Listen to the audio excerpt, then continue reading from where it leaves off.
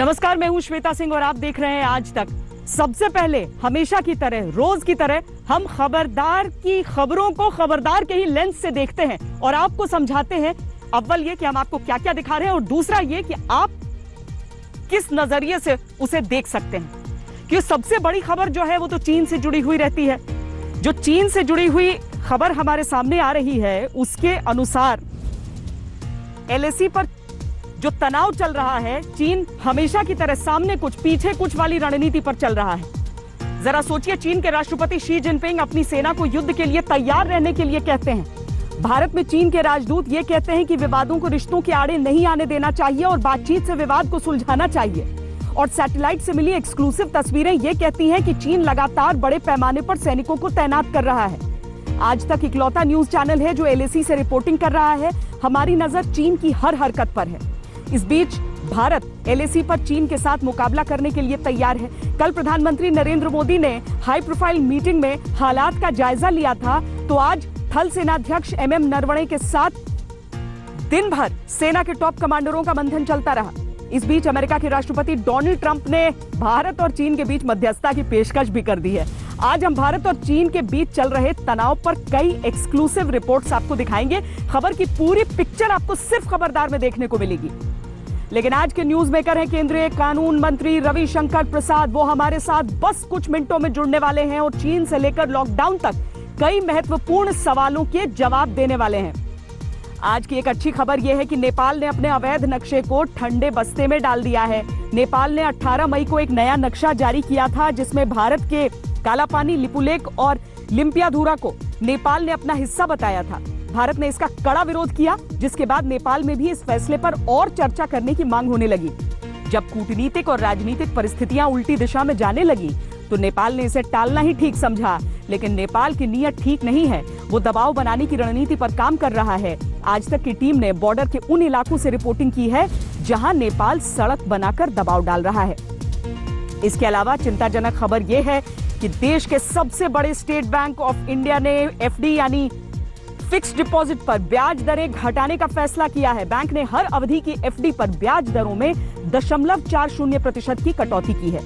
नई दरें आज से लागू हो गईं। आपको बता दें, एसबीआई ने 12 मई को ही फिक्स्ड डिपॉजिट पर मिलने वाले ब्याज में 0.20% की कटौती की थी और सेविंग अकाउंट्स पर मिलने वाले ब्याज को भी 3% से घटाकर 0.25% कर दिया था।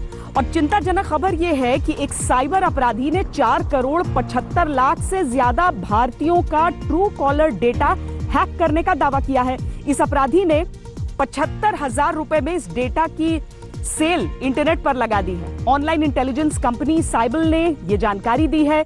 दूसरी तरफ ट्रू कॉलर ने अपने डेटाबेस में किसी तरह की सेंध या हैकिंग से साफ इनकार किया है।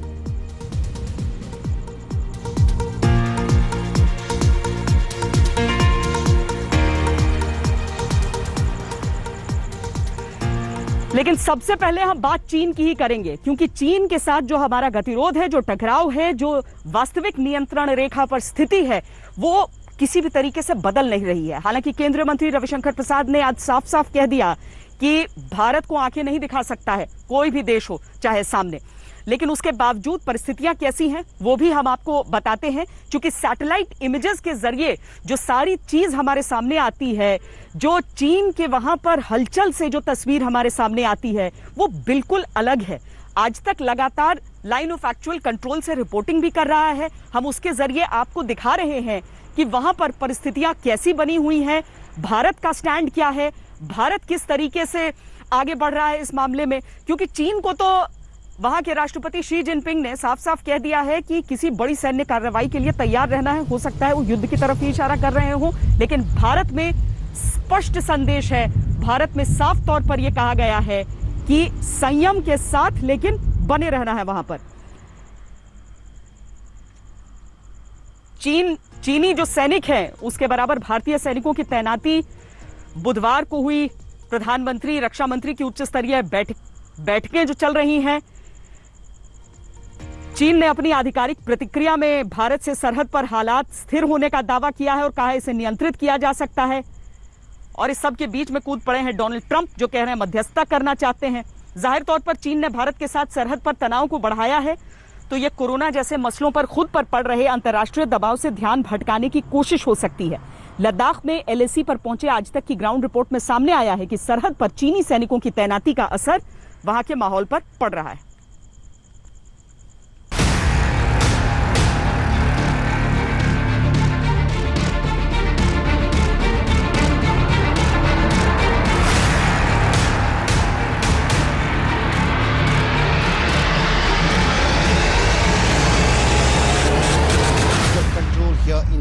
लद्दाख में वास्तविक नियंत्रण रेखा पर चीन से तनाव की ग्राउंड रिपोर्ट आप तक पहुंचा रहे इकलौते न्यूज चैनल आज तक की नजर से देखिए कि कैसे वहां सैन्य गतिविधियां बढ़ गई हैं। ये सैन्य गतिविधियां भारत के उस संकल्प का प्रदर्शन है कि चीन से कूटनीतिक रिश्ते सामान्य रखने की कोशिश के बावजूद भारत सरहद पर कोई हिमाकत बर्दाश्त नहीं करेगा।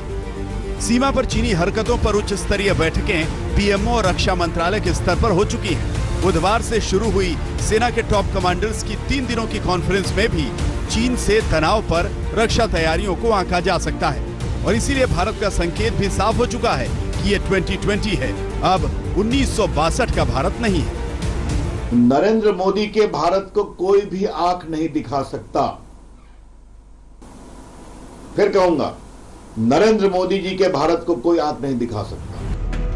एलएसी पर चीन के दबाव में न आने का ये तेवर भारत का है। हालांकि सरहद पर बढ़े तनाव से इनकार नहीं किया जा सकता। आज तक की एलएसी की रिपोर्ट में लोगों की बातचीत में इस तनाव को साफ महसूस किया जा सकता है। लाइन ऑफ एक्चुअल कंट्रोल के आसपास रहने वाले लोगों का कहना है कि दशकों में उन्होंने इस तरह का तनाव नियंत्रण रेखा पर नहीं देखा है, जिस अंदाज से भारतीय सेना की गतिविधियां यहां पर देखी जा रही हैं। लद्दाख स्काउट्स जो सेना की रेजिमेंट है, जिन्हें प्रमुख तौर पर इसीलिए प्रशिक्षित किया जाता है कि वो इस तरह के हालात में किसी भी लड़ाई के लिए तैयार रहें, उनको फिलहाल लाइन ऑफ एक्चुअल कंट्रोल के अलग अलग हिस्सों पर तैनात किया गया है। तो मैं बताना ये चाहूँगा कि चाइना के जो फौज है वो कितने सालों से मतलब लाइन ऑफ बॉर्डर क्रॉस करने की कोशिश कर रहे हैं वो लोग, और हम लोग के भी इंडिया के भी जो फौजी है वो लोग भी हम लोग डटे हैं क्योंकि उनके सामने। तो मैं बताना चाहता हूँ, तो यहाँ एक तो कोरोना वायरस अभी आ चुका है, आपको सब लोग को मालूम है। दूसरी तरफ चाइना के फौज कंटिन्यूसली इसी का फ़ायदा उठाते हुए वो लोग भी यहाँ अंदर हम लोग के जो बॉर्डर के क्रॉस करने की वो लोग भी कोशिश कर रहे हैं। आज की इस हालात में भी लोग बिल्कुल तैयार है। हम बिल्कुल इंडियन आर्मी के साथ तैयार है, इंडियन के साथ तैयार है। तो ऐसा कुछ भी नहीं है कि जो भी हालात वहाँ पे भी होता है तो हम उसको डट के मुकाबला करेंगे। चीन ने लद्दाख में भारत के साथ तनाव तो बढ़ा दिया है, लेकिन चीन का आधिकारिक रुख हालात को स्थिर और नियंत्रण में बता रहा है। चीन के विदेश मंत्रालय के प्रवक्ता जाओ लीजियन से जब लद्दाख सीमा पर 5000 चीनी सैनिकों की मौजूदगी पर सवाल पूछा गया तो उन्होंने कहा, भारत और चीन के पास मुद्दों को बातचीत से सुलझाने का मैकेनिज्म और संवाद के चैनल मौजूद हैं। हम अपनी संप्रभुता की रक्षा करके और सरहद पर शांति और स्थिरता कायम रखने को लेकर प्रतिबद्ध हैं। भारत में चीन के राजदूत सू वेडांग ने भी कहा कि हमें विवादों को रिश्तों के आड़े नहीं आने देना चाहिए, हमें बातचीत से विवादों को सुलझाना चाहिए। इस बार चीन से कई मोर्चों पर भिड़ रहे अमेरिकी राष्ट्रपति डोनाल्ड ट्रंप ने भारत चीन विवाद में घुसने की कोशिश की है। उन्होंने ट्वीट किया है कि हमने भारत और चीन दोनों से कहा है कि अमेरिका उनके बढ़ रहे सीमा विवाद में मध्यस्थता या दखल देने को तैयार, इच्छुक और समर्थ है। ट्रंप का यह ट्वीट बता रहा है कि भारत चीन विवाद पर अंतर्राष्ट्रीय नजर टिकी हुई है। इस बीच आज तक को मिली एक्सक्लूसिव जानकारी के मुताबिक चीन ने एलएसी पर अपने सैनिकों को तैनात करने के लिए धोखेबाजी की रणनीति अपनाई है। चीन ने एक वॉर गेम से अपने सैनिकों को हटाकर एलएसी पर तैनात कर दिया है। ढासा मिलिट्री डिस्ट्रिक्ट के तहत चीन ने वॉर गेम आयोजित किया था, जहां से अचानक चीनी सैनिक भारतीय सीमा के पास ले आए गए। यही नहीं, भारतीय सीमा के पास अपने एक एयरबेस प्रोजेक्ट तक मिट्टी ढोने के ट्रक में चीनी सैनिकों को लाया गया। चीनी सीमा में उसका इंफ्रास्ट्रक्चर 2 दशक पुराना है। पश्चिमी हाईवे पर उनकी कनेक्टिविटी है। इससे चीन को अपने सैनिकों की तैनाती में मदद मिली। आज तक को मिली खास जानकारी के मुताबिक कोरोना महामारी के दौरान भी लद्दाख में लैंड एक्चुअल कंट्रोल की दूसरी तरफ चीन भारत के खिलाफ हवाई अड्डा बनाने और दूसरी निर्माण गतिविधियों को लगातार करता रहा और अब चीनी सेना भारत पर अपने इलाके में निर्माण गतिविधियों को रोकने का दबाव बना रहा है। लेकिन भारत ने लद्दाख के अलग अलग इलाकों में चीन के खिलाफ उतनी ही बड़ी संख्या में अपनी सेना तैनात करके उसे साफ संदेश दे दिया है। चीन ने अपने सैनिकों को तो भारतीय सीमा पर खड़ा कर दिया, लेकिन जल्द ही भारत ने भी वहां चीनी सैनिकों के बराबर अपने सैनिक तैनात कर दिए हैं। 2017 में चीन की तमाम धमकियों के बावजूद डोकलाम विवाद से भारत पीछे नहीं हटा था। भारत की तैयारियां बता रही हैं कि चीन की चालों का वो जवाब देने को तैयार है। जिस प्रकार से वो अपने टेंट लेके साथ में आया है, अपने ट्रूप्स लेके आया है, एक्टिविटी को इंक्रीज किया है, ये यूनिलैटरल परसेप्शन है। लेकिन एक चीज सबको मालूम होनी चाहिए कि ये जो हरकतें हो रही हैं ये लाइन ऑफ एक्चुअल कंट्रोल पे हो रही हैं। लेकिन जो हमारा बॉर्डर है, जो हमारे बॉर्डर की पोजीशन है, उसके मुताबिक China is in adverse position of 37,555 square kilometre इस इलाका में, जो हमारी पार्लियामेंट में भी 6 अगस्त 2019 को बहुत क्लियरली बताया गया था। तो ये जरूरी है कि जब तक हम अपने बॉर्डर की प्रॉब्लम को सॉल्व करते हैं, एलएसी क्लैरिफिकेशन सॉल्व करते हैं, स्थिति नॉर्मल रहनी चाहिए। इसलिए जरूरी है इमीडिएटली कि ये जो मिलिट्री सिचुएशन हुई है इसको डीएस्केलेट करें, उनके ट्रूप्स वापस अपनी जगह में जाने चाहिए। चीन के अंदर जब भी वो चाहते हैं कि लोगों का ध्यान दूसरी तरफ बंटे, ऐसी चीजें होती हैं। कोई इसमें नई चीज नहीं है। पहले अगर कुछ नफरी थी, उसमें अगर बढ़ोतरी हो जाती है, कोई इसमें बात नहीं। हमारी भी बढ़ोतरी होती है, लेकिन हम किसी को बताते नहीं है। मुझे पूरा भरोसा है हमारे तीनों सेनाओं के अंगों पर कि वो किसी भी चुनौती का सामना करने को तैयार है। उनको अपना काम करने दें। सरकार इस चीज पर निगाह बनाए हुए है। डोकलाम विवाद के अलावा भारत की सरहद में चीन ने बीते वर्षों में घुसपैठ की कोशिशें कई बार की, लेकिन हर बार सैन्य स्तर पर मामला सुलझा लिया जाता है। चीन के आगे ना झुकने का भारत का संकेत साफ है, लेकिन इस तनाव को बढ़ाकर चीन कौन सी कूटनीतिक कुश्ती चाहता है, इस पर भी कयास लग रहे हैं। दिल्ली से मंजीत नेगी और अभिषेक भल्ला के साथ लद्दाख में एलएसी से अशरफ वानी, आज तक। तो जिस तरीके से चीन ने ये सारी हरकतें कर रखी हैं, उसमें सबसे दिलचस्प तो ये होता है कि डोनाल्ड ट्रंप न 3 मिनट 13 में कूद पड़े, कहा कि हम मध्यस्थता करना चाहते हैं, अपनी और चीन की बात बन नहीं पा रही है। लेकिन उसी तरह की हरकत और कौन कर रहा है? इमरान खान। इमरान खान ने ट्वीट के जरिए भारत और चीन के बीच जो चल रहा है उस पर अपनी टिप्पणी देने की कोशिश की। उन्होंने अपनी तरफ से, एक तरह से समझिए तो सारे जो भारत के पड़ोसी देश हैं उन्हें उकसाने का प्रयास किया है। बांग्लादेश को उकसाया है, चीन को उकसाया है, और उनका जो ये उकसाने वाला ट्वीट है उसे भी जरा हम एक नजर देख लेते हैं। क्योंकि इमरान खान ने इस ट्वीट के जरिए कहा है कि मोदी सरकार अपनी विस्तारवादी नीतियों से भारत के पड़ोसियों के लिए खतरा बन रही है। अब इसमें यह भी हमें देखना होगा कि चीन का रुख, आधिकारिक रुख क्या है। चीन अपनी तरफ से कह रहा है कि हमारी तरफ से किसी भी तरह की कोई ये दिक्कत नहीं है, हम नहीं चाहते हैं कि किसी भी तरीके से शांति भंग हो। लेकिन तस्वीरें झूठ नहीं बोलती हैं, और ये तस्वीरें जो हैं ये सैटेलाइट से ली हुई तस्वीरें हैं। ये तस्वीरें बताती हैं कि चीन ने किस तरीके से पूरी सीमा के जो लंबाई में अपने सैनिकों की तैनाती बढ़ाने की कोशिश की है। किस तरीके से अक्साई चीन का जो अवैध कब्जे वाला इलाका है, वहां पर चीन ने लाइन ऑफ एक्चुअल कंट्रोल के उस पर सैनिकों की मौजूदगी को दर्शाया है। और ये पहले और अब की तस्वीरों में फर्क करके हम साफ साफ देख सकते हैं।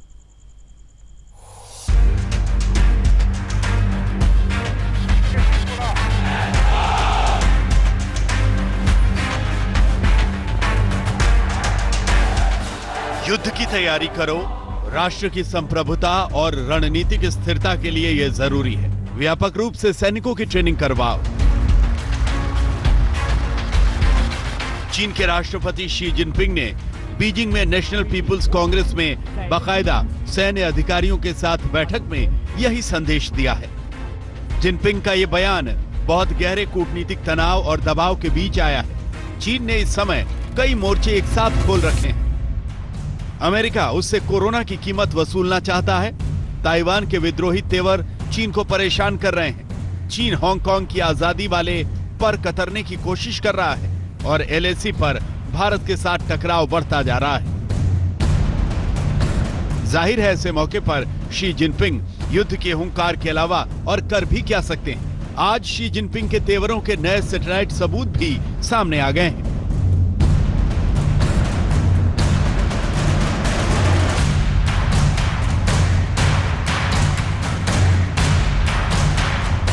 हमने आपको सबसे पहले लद्दाख में भारत और चीन के संघर्ष की खबर दिखाई। हमने आपको बताया कि कैसे गालवन घाटी से पेंगोंग लेक तक चीन के सैनिकों की संख्या बढ़ती जा रही और पूरा एक्शन लद्दाख से गालवन घाटी पेंगोंग झील होते हुए अक्साई चीन तक पहुंच गया है। अक्साई चीन क्षेत्र लद्दाख का वो हिस्सा है जिस पर चीन ने 1962 के युद्ध के बाद कब्जा कर लिया। नई सैटेलाइट तस्वीरें यह बताती हैं कि अक्साई चीन में लाइन ऑफ एक्चुअल कंट्रोल यानी LAC के पास चाइनीज सेना की गतिविधियां बढ़ गई हैं। ये चीन द्वारा हजारों सैनिक तैनात करने की पहली तस्वीरें हो सकती हैं। 14 मई की इस तस्वीर को देखिए। इसमें 30 से 50 मीटर लंबी जो चीज दिख रही है वो चीनी सेना का दस्ता हो सकता है। ये तस्वीरें बताती हैं कि कैसे जमीन की संरचना बदल गई है।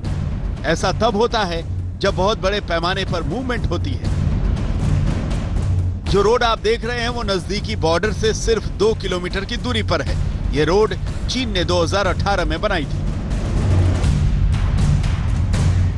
ये तस्वीर बताती है कि अक्साई चीन में चीनी सेना के दस्ते इकट्ठा होते जा रहे हैं। ये ट्रक गालवन क्षेत्र में दिखाई देने वाले ट्रकों से काफी बड़े हैं। अब 14 मई से 24 मई की इन तस्वीरों की तुलना कीजिए। 10 दिन में ये तमाम नए ठिकाने एकदम साफ देखे जा सकते हैं और ये चीन की सैन्य टुकड़ियों और सैन्य साजो सामान की आवाजाही का संकेत हो सकता है। ये नई सैटेलाइट तस्वीरें भारत और चीन के बीच गालवन घाटी और पेंगोंग झील में चल रहे टकराव से जोड़कर देखी जा रही हैं। इससे यह साबित होता है कि चीन बॉर्डर पर अपने सैनिकों के पीछे बहुत बड़े पैमाने पर सेना तैनात कर रहा है। अंकित कुमार के साथ आज तक ब्यूरो।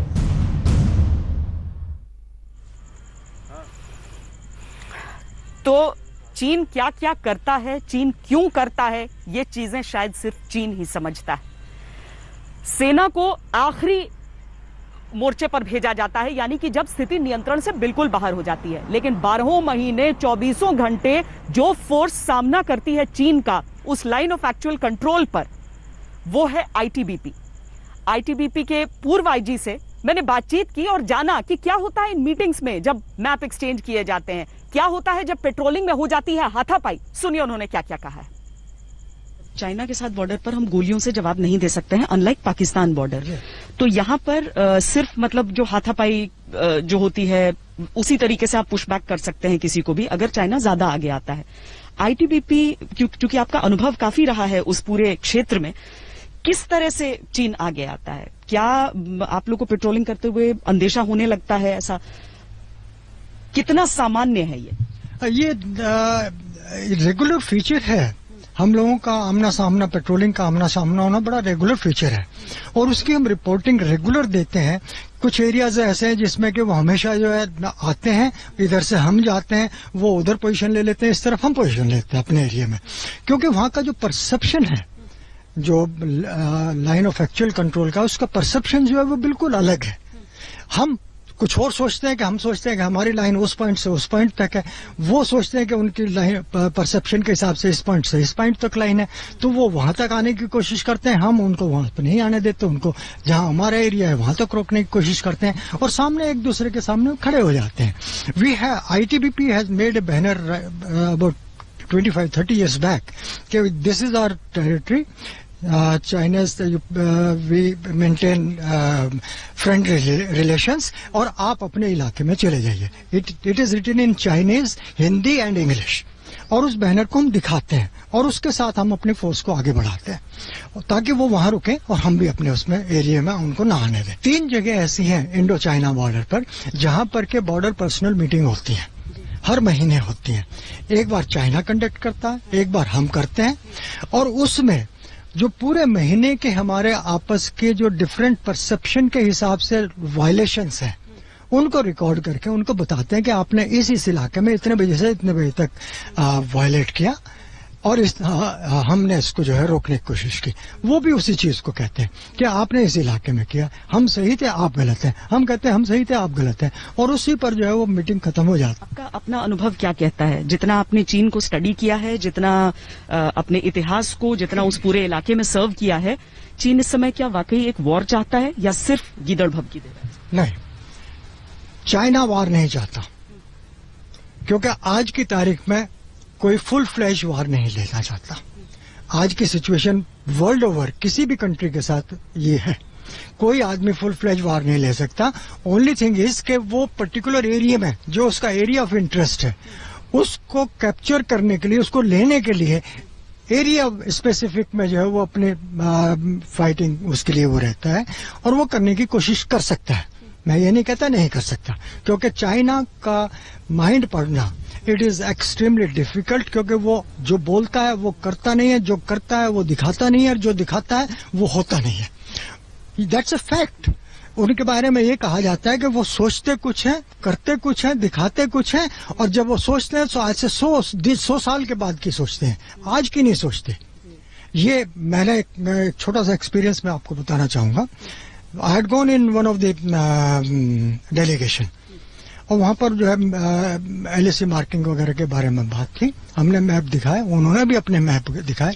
उनके चाइनीज में मैप थे, हमारे इंग्लिश में मैप थे। सो उन्होंने आधा घंटा डिस्कशन किया। उसके बाद उन्होंने कहा कि ठीक है, जो इंटरप्रेटर रहा उसने कहा कि the delegate leader wants that we should exchange the map for some time, study it, then we come finally. वो आए and they said कि gentlemen, the meeting is closed, we do not want to have anything now, and they took their map, literally they snatched their maps and gave our map. Now that indicates two things. One is that they'd shown it, they have the record कि हम क्या चाहते हैं। उन्होंने हमें जो दिखाया map, उसके बारे में we were uncertain कि उसमें क्या चीज है, तो उन्होंने उन चीजों को अपना स्कैन भी कर लिया और अपने पास रख भी लिया। और आज से 10 साल बाद या 20 साल बाद वो कहेंगे कि ये तो आप दिखा रहे थे। तो इस तरह से वो डोमिनेट करते हैं, और उनकी इस स्ट्रेटेजी की वजह से वर्ल्ड ओवर कोई भी आदमी, कोई भी नेशन ये नहीं कह सकता कि वो क्या करना चाहता है। अभी की सिचुएशन में देख लीजिए, वो 2 महीने पहले जो वुहान की पोजीशन क्या थी और आज क्या पोजीशन है। It is totally transformed. So you just can not predict what China want to have. तो छोटी सी कहानी है, लेकिन चीन की कितनी बड़ी चालबाजी है कि मैप हाथ में लेने के बाद कह रहे हैं कि अब चलिए हम मीटिंग ही नहीं करना चाहते हैं। हमेशा से ऐसा ही रहा है चीन। लेकिन पूरी पिक्चर क्या है, एक बार फिर जल्दी हम आपको दिखा देते हैं कि इस पूरे घटनाक्रम से निकल कर क्या आया है। आज की बड़ी तस्वीर क्या है। चीन हमेशा की तरह सामने कुछ और पीछे कुछ और वाली रणनीति पर चल रहा है। चीन के राष्ट्रपति शी जिनपिंग खुद को आक्रामक दिखाते हैं, अपनी सेना को युद्ध के लिए तैयार रहने के लिए कहते हैं। भारत में चीन के राजदूत अचानक नरम रुख अपनाकर यह कहते हैं कि सब कुछ बातचीत से सुलझना चाहिए। लेकिन सैटेलाइट झूठ नहीं बोलता। सैटेलाइट की एक्सक्लूसिव तस्वीरें जो आज तक के पास हैं, वो बताती हैं कि चीन LAC पर खड़े अपने सैनिकों को बैकअप देने के लिए लगातार बड़े पैमाने पर सैन्य टुकड़ियों को तैनात कर रहा है। LAC के आसपास चीन का इंफ्रास्ट्रक्चर पिछले 2 दशकों में मजबूत हो चुका है, इसीलिए वो सैनिकों की मूवमेंट तेजी से कर पाया है। शुरुआत में यह हरकत भारत के लिए एक तरह का आश्चर्य थी, लेकिन अब भारत लगातार चीन की सैन्य तैनाती का जवाब दे रहा है और दोनों तरफ से सैनिकों की तैनाती बराबरी से हो रही है। इन हालात में डोनाल्ड ट्रंप कूटनीतिक आनंद ले रहे हैं। उन्होंने भारत और चीन के बीच मध्यस्थता की पेशकश कर दी है। आगे इस पूरे मामले पर हमारी नजर रहेगी। खबर की यह पूरी पिक्चर आपको सिर्फ खबरदार में ही देखने को मिलेगी। ताकि आज के सबसे बड़े न्यूज मेकर हैं केंद्रीय मंत्री रविशंकर प्रसाद, और वो इसीलिए क्योंकि लॉकडाउन को लेकर जिस तरह से आरोप लग रहे थे, उनका जबरदस्त जवाब उन्होंने दिया है। उस पर तो हम जवाब लेंगे। रविशंकर जी, बहुत स्वागत है आपका हमारे साथ जुड़ने के लिए। लेकिन ये बताइए कि नेपाल ने जो अपना नक्शा बदल लिया, कहीं ऐसा तो नहीं हुआ कि आपकी बात को सुनकर कि मोदी के भारत को कोई आंख नहीं दिखा सकता है, या सच में कुछ बैक चैनल्स चले हैं भारत की तरफ से? देखिए, आज मैंने अपनी प्रेस कॉन्फ्रेंस श्वेता जी किया था राहुल गांधी का जवाब देने के लिए। उसी में एक पत्रकार ने मुझसे सवाल किया कि राहुल गांधी ने पूछा कि आजकल नेपाल भी आंख दिखा रहा है, तो हमने कहा कि नरेंद्र मोदी के भारत को कोई आंख नहीं दिखा सकता। और ये मैं आपके सामने भी रिपीट कर रहा हूं कि नरेंद्र मोदी के भारत को कोई आंख नहीं दिखा सकता। भारत शांति में विश्वास करता है। भारत बातचीत कर सभी समस्याओं का हल निकालने के लिए संकल्पित है। लेकिन इतना बहुत कहूंगा विनम्रता के साथ, ये 2020 का हिंदुस्तान है जिसके चुने हुए प्रधानमंत्री नरेंद्र मोदी है। ये 1962 का हिंदुस्तान नहीं है, और ये बात बहुत विनम्रता से मैं कहना चाहता हूं।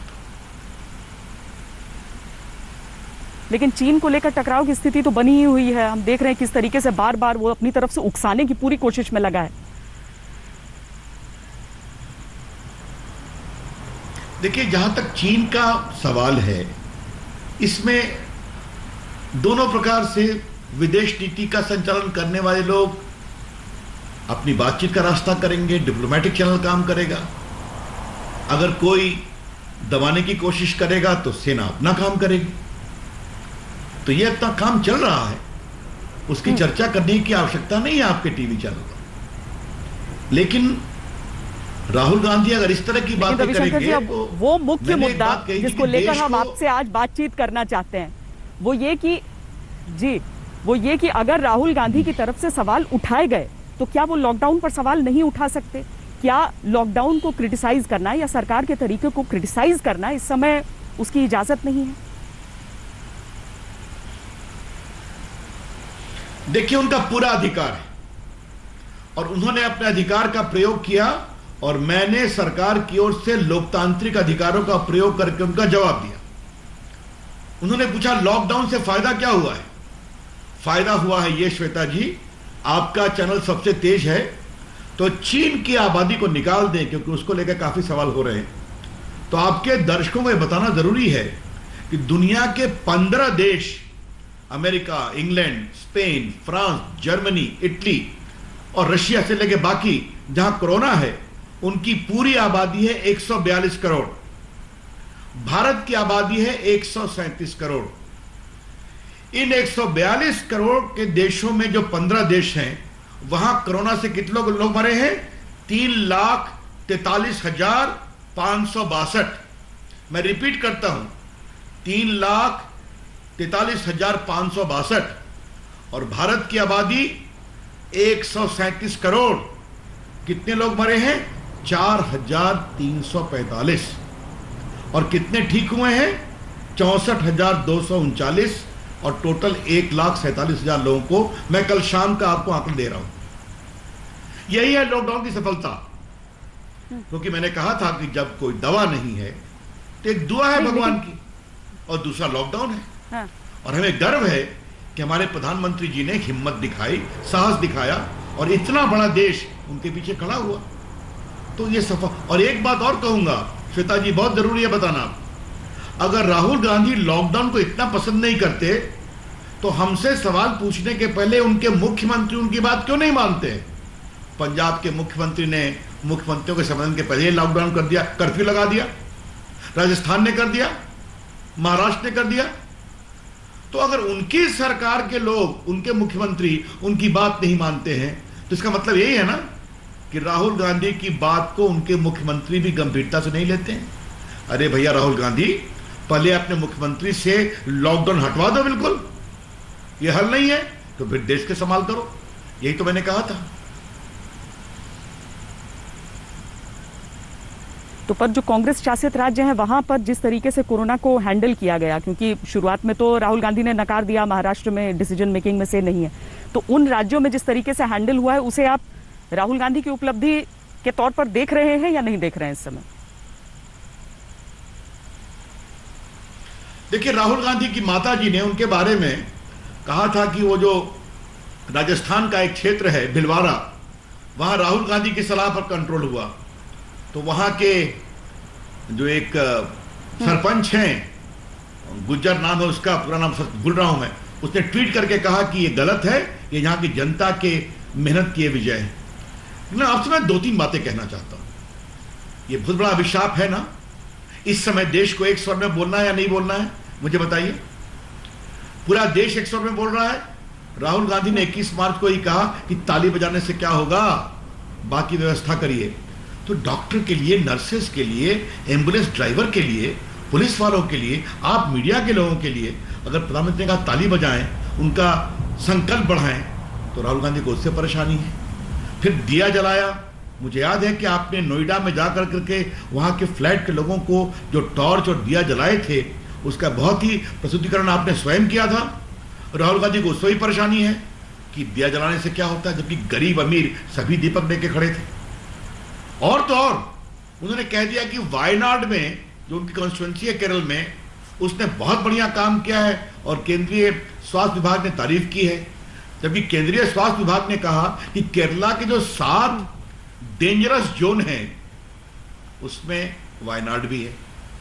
अब हम क्या बोलें, राहुल गांधी राष्ट्रीय पार्टी के अध्यक्ष रहे हैं, कुछ तो होमवर्क करें, कुछ तो सच्चाई बोले। और एक बात मुझे और बोलने की अनुमति दीजिए। आपने कश्मीर को बहुत कवर किया है जी। और मैंने आपके बहुत साहसिक कार्यक्रमों को देखा है और अच्छा देश ने उसको पाया भी है। ये जो पुलित्जर अवार्ड है 3 वहां के फोटोग्राफर को मिला, अच्छी बात है, उस पर हमें कुछ नहीं बोलना। लेकिन राहुल गांधी ने ट्वीट करके उनका सम्मान कर दिया, बहुत करेज किया। और एसोसिएटेड प्रेस के सीईओ ने क्या कहा, कश्मीर के आजादी के आंदोलन को दिखाने वाले इस महान पत्रकारों का हम अभिनंदन करते हैं। क्या राहुल गांधी जी कश्मीर के आजादी का समर्थन करते हैं? ये सारे सवाल हैं, ये तो मैंने आज उठाया था, क्योंकि जिस तरह से वो स्वीपिंग कमेंट करते हैं नहीं, पर रविशंकर जी, अगर राहुल गांधी अपनी तरफ से ये कहते हैं कि जो लॉकडाउन है उसमें प्लानिंग पर अगर सवाल उठाते हैं और माइग्रेंट वर्कर्स की बात करते हैं, तो क्या उस क्रिटिसिज्म को भी आप नकारेंगे? बिल्कुल नहीं। देखिए, माइग्रेंट वर्कर्स की पीड़ा पर हम सबों को चिंता है। मैं स्वयं बिहार से आता हूं, हमारे बहुत से बच्चे जवान बाहर हैं, वो घर जाने के लिए उत्सुक हैं, भावुक हैं। और देखिए, ये कोई लॉकडाउन सुविधाजनक नहीं है, जनता को परेशानी हो रही है, लेकिन आप कैसे मैनेज करते हैं, ये बड़ा सवाल है। हमारी सरकार ने ट्रेन दिया कि नहीं दिया, आप मुझे बताइए। लगभग 1000 से ऊपर ट्रेन योगी जी ने लिया, लाखों लोग पहुंचे हैं। बिहार में लगभग 700 ट्रेन चली गई है। अब ये बताइए कि राजस्थान ने कितना ट्रेन लिया। मैं तो रोज सुनता हूं, कभी बिहार से पैसे मांगते हैं, कभी योगी जी से पैसे मांगते हैं। तो मैं ये कह रहा हूं कि इस परेशानी के समय में क्या देश एक स्वर से बात नहीं कर सकता? किसी ने राहुल गांधी को मना किया है क्या कि फोन उठा के मोदी जी को कहें कि मोदी जी, मुझे लगता है कि इन बातों का भी विचार करिए, अच्छा लगता है। हमारे प्रधानमंत्री जी ने 5 बार देश के सारे मुख्यमंत्रियों से बात की कि नहीं की, टीम इंडिया की बात की या नहीं की, तो इनको क्या परेशानी हो जा रही है? फिर मैं कहता हूं, राहुल गांधी के अपने कांग्रेस के मुख्यमंत्री उनकी सलाह क्यों नहीं मानते? आज आपकी जानकारी के लिए 1,70,000 करोड़ का पैकेज दिया गया, 52,000 करोड़ रुपया पहुंच गया उनके अकाउंट में। हमारे पोस्टल विभाग ने 1500 करोड़ रुपया पहुंचाया, दूर गांव में जाकर बायोमेट्रिक से लोगों को पेमेंट किया। उन्हें दवा पहुंचाई, आपने स्वयं एक बार उसकी जानकारी देश के सामने रखी है। हम सभी काम कर रहे हैं, लेकिन हम कभी नहीं कहेंगे कि ये कठिनाई नहीं है। आज आपको मैं एक बहुत ही रोचक विषय बताना चाहता हूं। मैंने अपने सारे पोस्टल विभाग के चीफ पोस्ट मास्टर जनरल को कहा 3 दिन पहले कि सभी की डेटा माइनिंग करो, स्किल वर्कर्स, उनका स्किल सेट तैयार करो। प्रदेश सरकारों को भी करना चाहिए। योगी जी बड़ा काम कर रहे हैं, उन्होंने कमीशन बनाया है। अब मैं अपने प्रदेश का सह प्रभारी हूं, डीएमएसपी से बात करता हूं, तो मुझे मालूम हुआ एक जिले में 2000 दर्जी पहुंच गए हैं। ऐसा ही बाकी जगह पहुंचे, तो उसकी पूरी स्किल की मैपिंग होनी चाहिए। आगे भविष्य में दरअसल रविशंकर जी, अगर राहुल गांधी एक बात उठाते हैं और आंकड़ों की भी बात कर लेते हैं, तो लोगों के मन में एक सवाल उठता है कि लॉकडाउन तो किया गया, सबने नियम से पालन किया उसका, फिर 1.5 लाख से ऊपर का आंकड़ा हम क्यों देख रहे हैं? क्या इसे हम भारत की आबादी की तुलना में देखें या हम अंतर्राष्ट्रीय मानकों के हिसाब से देखें? किस हिसाब से? क्योंकि अगर एक तरफ आलोचना होती है तो कुछ लोगों के मन में सवाल भी उठते हैं इसे लेकर। आपने बहुत सही कहा, रचनात्मक आलोचना का हम स्वागत करते हैं। पत्रकार पूछते हैं, संपादक पूछते हैं, आप लोग पूछती हैं, जनता पूछती है, विपक्ष पूछते हैं। क्षमा करिए, हम महाराष्ट्र सरकार नहीं है कि मीडिया के द्वारा आलोचना पर क्रिमिनल कार्रवाई की धमकी देते हैं। राहुल गांधी ने सवाल पूछा है, नहीं पूछा? मैं ये पूछ रहा हूं, अभी का समय राजनीति करने का है क्या? अभी का समय अपना पॉलिटिकल पॉइंट स्कोर करने का है क्या? ये तो हम करते ही रहते हैं। राहुल गांधी चुनाव में भिड़ते हैं, हमसे हारते हैं, दोबारा हारते हैं, आगे फिर हार सकते हैं। ये होता रहेगा। अभी क्या देश के संकल्प को कमजोर करना जरूरी है? देखिए, मैं आपकी एक बात कह रहा हूं, मोदी जी ने डॉक्टर्स के पक्ष में, नर्सेस के पक्ष में ताली पिटवाई, उनको हेलीकॉप्टर वायुसेना ने फूल पहुंचाया, बरसाया। आज पूरी दुनिया में मॉडल फॉलो हो रहा है, क्योंकि डॉक्टर देवदूत बनकर आए हैं। आप लोग कितना कठिनाई से रिस्क लेकर कवर कर रही हैं। तो मेरा खाली कहना यह है कि सार्थक आलोचना का हम स्वागत करते हैं, लेकिन उनकी आलोचना सार्थक नहीं है। उनकी आलोचना तथ्यों, गलत तथ्यों पर आधारित है। और जानकर क्षमा करिएगा, जिस तरह की मैंने कुछ चर्चा आपके सामने की दिन में विस्तार से प्रेस में बताया था, तो मुझे ठीक नहीं लगता। इतना ही कहना चाहता हूं। बहुत बहुत धन्यवाद रविशंकर प्रसाद जी, हमसे बातचीत करने के लिए। धन्यवाद, बहुत बहुत धन्यवाद। तो लॉकडाउन पर हो रही राजनीति के बाद अब आपको तेजस विमान की तेज तर्रार तस्वीरें दिखाते हैं, क्योंकि आज उसका दूसरा स्क्वाड्रन जो है वो ऑपरेशनलाइज किया गया है और एक सॉर्टी जो एयरफोर्स चीफ है उन्होंने भी की है। तमिलनाडु की तस्वीरें जहां पर इस दूसरे स्क्वाड्रन को, तेजस के दूसरे स्क्वाड्रन को हम देख रहे हैं। यह हल्का लड़ाकू विमान है तेजस, जिसकी दूसरी स्क्वाड्रन ये हम सामने देख रहे हैं। फ्लाइंग बुलेट्स का नाम है इसका, स्वदेशी निर्मित है। हालांकि बनने में काफी समय लगा था, लेकिन जब से इसे शामिल किया गया है भारतीय वायुसेना में, क्योंकि पहला जो स्क्वाड्रन था वो 2016 में भारतीय वायुसेना में शामिल हुआ था, और अब ये दूसरा।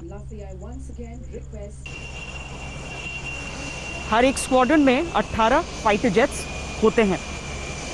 तो ये जो तस्वीरें हैं, ये लाइटेस्ट और स्मॉलेस्ट तेजस को कहा जाता है, सबसे हल्का, सबसे छोटा अपने श्रेणी में। यानी कि चौथी जनरेशन के जो फाइटर जेट्स की हम बात करते हैं उसमें HAL ने बनाया था इसे। ये सुपरसोनिक कॉम्बैट एयरक्राफ्ट होता है, और जब ये उड़ान भरता है, वाकई जिस तरीके से इसे मैनूवर किया जा सकता है, उसे देखकर दुनिया भर के जो पायलट्स हैं वो बहुत उत्साहित होते हैं। लेकिन फिलहाल भारत का निर्मित ये जो दूसरा स्क्वाड्रन हमारे सामने नजर आ रहा है। दिलचस्प ये है कि ये जिस स्क्वाड्रन की बात हो रही है, इसी में पहला जो स्वदेशी विमान इसे उड़ाने का गौरव हासिल है।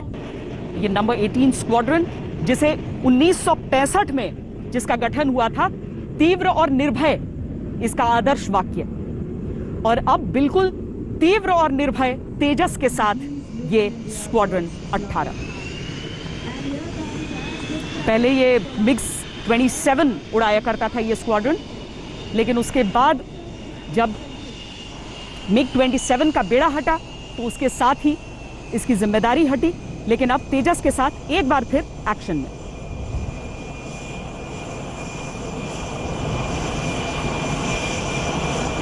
और किसी भी विमान का जब स्वागत किया जाता है तो इसी तरह का वाटर सैल्यूट हम देखते हैं। तो ये तेजस का ये तीव्र स्वागत है। तेजस को जिस तरीके से हम यहां पर देख रहे हैं, हालांकि इस समय जहां पर मैं खड़ी हूं, ये राजपथ का इलाका, जब 26 जनवरी की परेड में यहां से विमान निकलते हैं तो अभी तक तेजस को हमने मॉडल्स में देखा है। हम उम्मीद ये कर रहे हैं कि अब 2 स्क्वाड्रन और यहां के आसमान को भी चीरते हुए तेजस उसी तीव्रता से निकला करेगा। उसकी उपयोगिता जिस तरीके से अभी तक दिखी है, उससे यही समझ में आता है कि डिफेंस के मामलों में भी भारत आत्मनिर्भर होने की पूरी ताकत रखता है।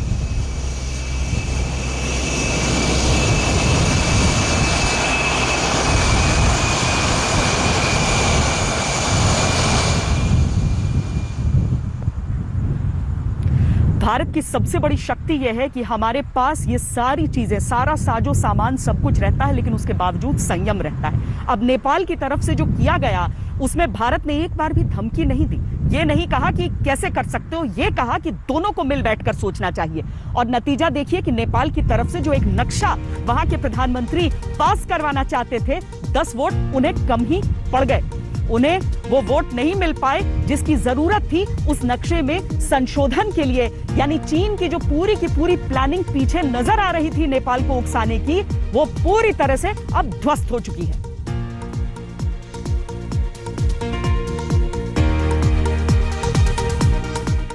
नमस्कार, मैं हूं अंजना ओम कश्यप। हमें उम्मीद है ये वीडियो आपको पसंद आया होगा। लेटेस्ट खबरों के लिए यूं ही देखते रहिए आज तक, और इस वीडियो के पसंद आने पर लाइक, शेयर एंड सब्सक्राइब करना ना भूलें।